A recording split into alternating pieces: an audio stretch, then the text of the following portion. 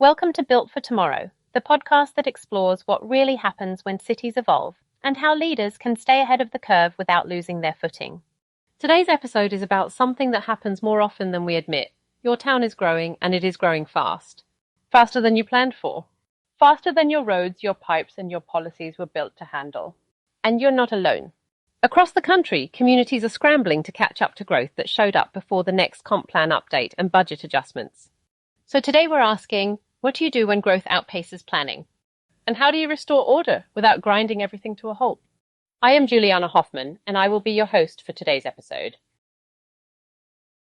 You had a plan. You were on schedule. Then came the warehouse, the housing development, then a second one, the new tech corridor, or just, perhaps, word got out that your town is a great place to live. Now it's traffic congestion, sewer system strain, and planning staff who can't remember the last time they didn't have a rezoning case on their desk. It's not failure. It's growth doing what growth does, ignoring timelines. But if you don't get in front of it, infrastructure lags behind. Staff burns out, public trust erodes, and suddenly progress starts to look like chaos. The instinct is often to stop everything, but moratoriums alone won't solve systemic misalignment. Smart communities are choosing a different path. Short-term recalibration, not indefinite delays. They are also considering temporary overlays while zoning codes get updated. Targeted audits of permitting timelines, inspection bottlenecks, and outdated standards. And they're bringing in support, not to outsource, but to stabilize. Because if your team is drowning in backlog, the real risk isn't the developers. It's losing the capacity to lead strategically. Let's talk infrastructure. Yes, that includes roads and stormwater systems. But it also includes staffing, governance, and communication capacity.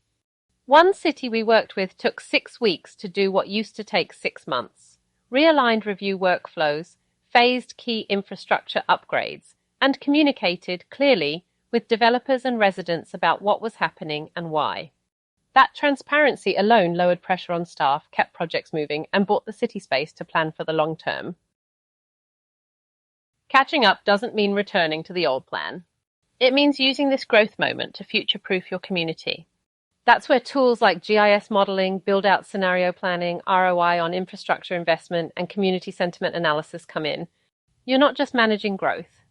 You're shaping how your city responds to opportunity. And sometimes that means slowing down just enough to steer in the right direction.